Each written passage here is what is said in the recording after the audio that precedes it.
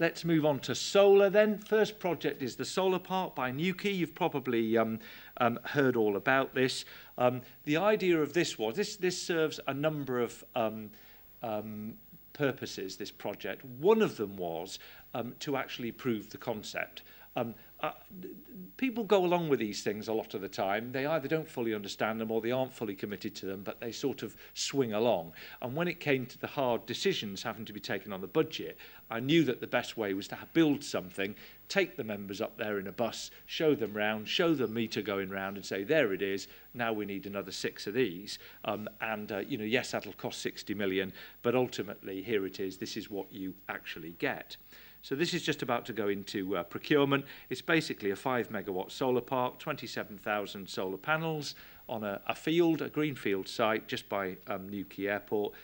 When we did the first business case on this proposition, it was roughly 14 million capital cost. By the time we did the second one, 6 months later, it had gone down to 10 million, just over 10 million. And we worked out that the repayment period will be between 8 and 10 years. It would make roughly 1.8 million a year net profit, tax-free, of course, because local authorities don't pay tax, which would give us a return north of 15%. And Will was talking about some of the returns earlier on, but of course it does depend where you are in the country. The solar irradiation in Cornwall is particularly good because of its southwest feature, and as a result of that, I got this theory that when they did the feed-in tariff, they picked a sort of somebody that had a game at deck, you know, and somebody had to put a pin in a map, and he put it sort of somewhere just north of Watford on the basis that that's Middle England, and therefore we'll work it, if the return there is 9%, we're about right. But of course it goes down if you go north and it goes up if you go south. I'm not entirely sure they were clear how far up it did go, actually, if you go as far south as Cornwall, but the return was in the region of 17%. And as a result of that, Cornwall is turning into the Wild West. You can't move down there for people trying to buy land, trying to put options on land, ringing you up all the time, and so on, because everyone else has worked out that the returns are pretty good. So that was the first quadrant of the plan. The first solar farm would be built. Once that concept's proved, another 5 megawatt solar farms to deliver the 30 megawatts of solar energy. That's not the best way of expressing it, really, because that's the capacity, of course. The point is each 5 megawatt solar farm produces 5,000 megawatt hours, because that's what the feed-in tariff is actually paid on, of course. Second quadrant's into wind. The reason we put this in the second quadrant is because wind's a bit more sensitive. It's more profitable than solar, of course, but it's harder to get the planning permission. And I've had this discussion with loads of people, and everyone says, well, if it's that easy and if it makes that much money, why isn't everyone doing it? And the answer is because you can spend £200,000 just trying to get planning permission. So effectively, the idea was to identify the wind farm sites, spend a couple of years doing proper community consultation, put those in the second quadrant, and then we should be able to move forward with it then. I have a radical view on wind farms. A lot of people don't like them. There's a lot of people who say, oh, you'll never get wind farms around here. We've had cabinet members in Cornwall who had me up against the wall saying, you'll never build a wind farm in Cornwall. But I put this proposition to you. I don't think anyone yet has ever put forward a proper community-based wind farm. And I think if you do, then I think that it's a different proposition entirely. And I'm not talking about 500 quid to the community fund for its Christmas party.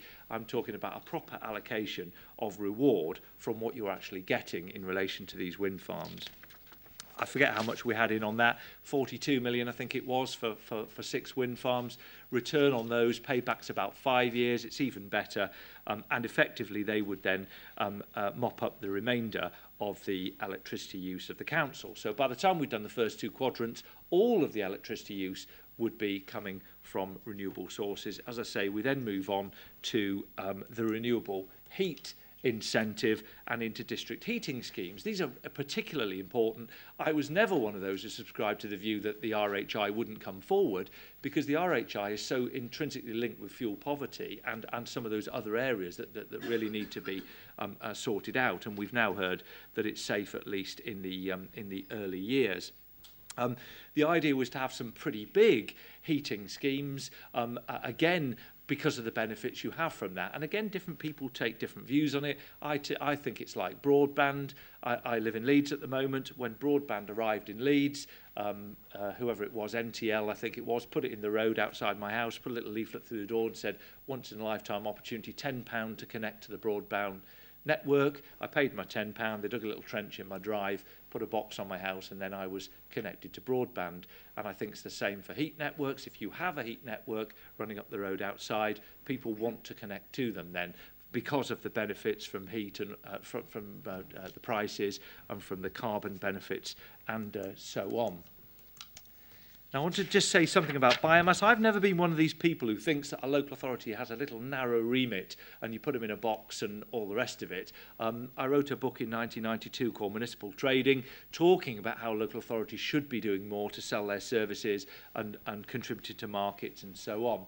And biomass is a very interesting area. Now, Cornwall owns 112 farms, 20,000 acres of land. So I start thinking, well, there's 5 parts to the biomass supply chain. There's growing, there's putting it into pellets, transporting it, burning it in boilers, and burning it in CHP power stations. Why can't we have all of the stages in that supply chain? And we started looking at setting up a pellet making production facility. Now, I know that wouldn't normally be what a local authority would do, but there isn't one. And if there isn't one, there's a problem with the rest of Cornwall. We can't persuade people to buy biomass boilers if there isn't a supply chain for them. Associated British Ports rang me up. They were going to put some massive new boilers into Falmouth docks, but they weren't going to go for biomass because there wasn't a supply chain.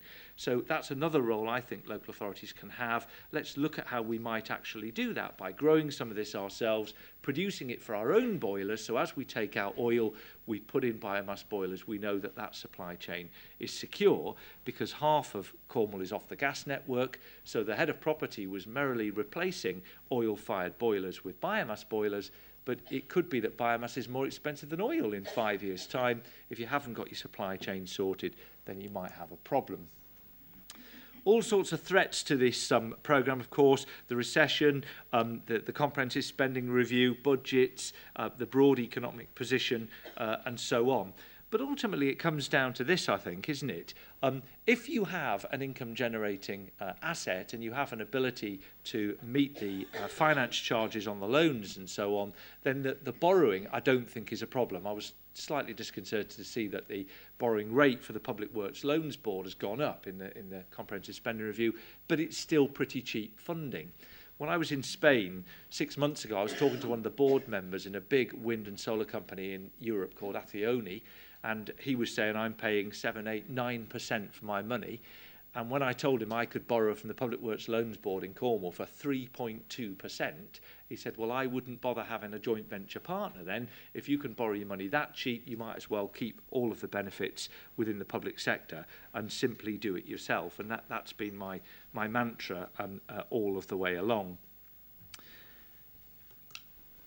Principles, obviously want to get the biggest bang for the buck in terms of what we're trying to do.